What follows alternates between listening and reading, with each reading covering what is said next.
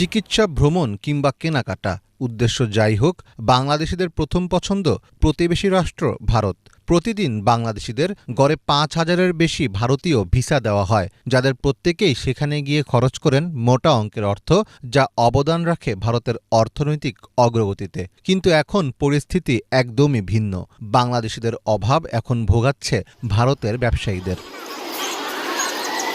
বাংলাদেশের রাজনৈতিক অস্থিরতার জেরে মারাত্মক প্রভাব পড়েছে ভারতের পর্যটন শিল্পে।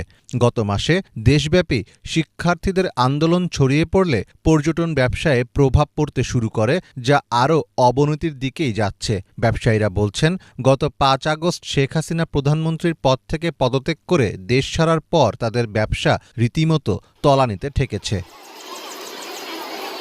যতই দিন যাচ্ছে পরিস্থিতি আরও ভয়াবহ পর্যায়ে যাচ্ছে। স্থানীয় অপারেটরদের